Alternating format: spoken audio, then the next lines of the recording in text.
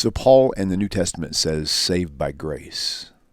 Jews say saved by works. So what is the purpose of the law, and why was Paul and the New Testament so vehemently against it? So Paul claims frequently that the Torah itself, the commandments, the ritual commandments, has no purpose whatsoever except to let you know that you're a sinner. He says that. And he's not talking about Gentiles, as is widely assumed.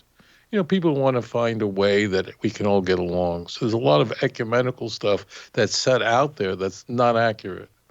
Paul thought it was a bad idea for anyone to be keeping ritual laws which have no intrinsic value.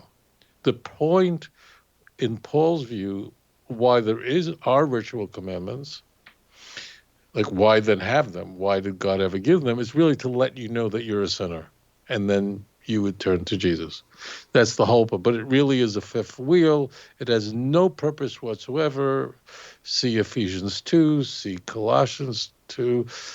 Now, this idea does creep in to the Christian Bible, particularly I could think of like the book of the book of Mark, chapter 7.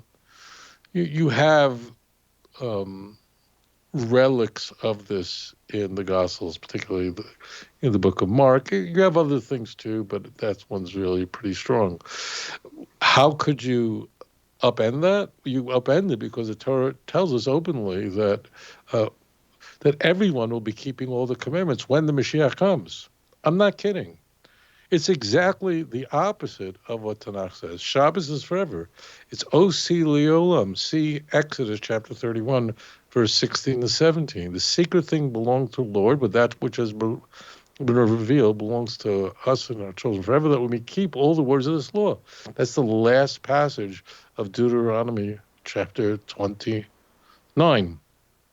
The Torah openly tells us that what is good, what is a successful man. Look at how the book of Ecclesiastes ends, how it closes. What does God want? He wants you to be loyal to his mitzvot and to humbly observe them. When the author of the book of Malachi is signing off, the author of the book of Malachi lived during the Persian Empire. That's very late. That's the end, right? He knows he's saying goodbye for now. So the prophetic part of Jewish history is coming to a close, right? And he says, Zichru Torah Moshe. Remember the Torah of Moshe. It's the opposite of Paul. Paul is repeatedly stating that the law has been made a curse for us, and in his conversation with Jews, I'm steel manning this. You ask yourself, where's Paul talking to Jews? There's a number of places. Very famous place is in his most influential book, the book of Romans. In Romans chapter 7, Paul is speaking to Jews in Rome. He's never met them. He's going to travel to Rome and probably travel on to Spain. But when he wrote the book of Romans, he had not yet visited. And he's speaking to Jews there. And he's saying that there's no reason for you to be keeping the Torah. Exactly the opposite of what TaNaCh says. He says, and he compares it to a woman whose spouse died. She's no longer bound by the marital vows that she made to her deceased husband. Paul says it, and he in fact explains, keep reading that chapter, again, Romans 7, that he only knew about the law, and, retract that, he only knew that he was a sinner, paraphrasing, when he discovered the law, which is very intriguing, which again points to the notion that Paul was not a Pharisee, and later in life came to become familiar with Pharisaic practices. Because if you grew up in a religious Orthodox home, which is what generally people think about Paul, then the first things you know about as a child is the mitzvot. Even little boys, after they're 3 years old, which means that's when there's a special responsibility to teach your child, to give the child chinuch.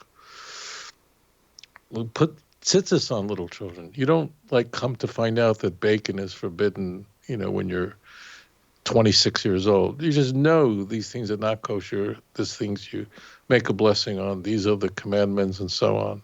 So you see that Paul really did not grow up in a Pharisaic world. As is he represents and as is presented in. So how could you, the easiest way is this. The easiest way, of course, you could show that the Torah says that these commandments are forever. And in Zechariah 14, we see even the Goyim, the non-Jews, will be practicing keeping the mitzvah of Sukkot. And we see in Ezekiel, the Jews will be keeping the festival of Pesach in the Messianic age. It's just plain there. Moreover, I want to emphasize this point. Using a sports metaphor. I'm not into sports. Don't follow it, doesn't interest me. I know for most people that's heresy, but it just doesn't make any sense to me. But I am, like every other person, inundated with all this talk about sports, especially, in the postseason, approaching the postseason, whatever it is, and baseball, basketball, football, whatever, the Super Bowl, right? For the Super Bowl, there's such talk about the Super Bowl, how it's going to happen, who's going to win. There's 6 points, a layover, I don't know, a handicap in golf, whatever people discuss with great interest, because all you're doing is you just listen to the news, right? Put on the news. Let's say you're not interested in sports, but you have a moment where the newscaster stops and talks about the sports and what's going to happen. What do you think is happening? The big fight breaks out. Who do you think is going to win? And what's the point spread and whatever. It's just stuff. Okay. So it's a big deal. Certainly before the World Cup, huge deal. In Israel, it's crazy. Soccer is a religion. It is that way, incidentally, all over Asia and I think all over Europe. United States, it's still, I think, a sport that's growing.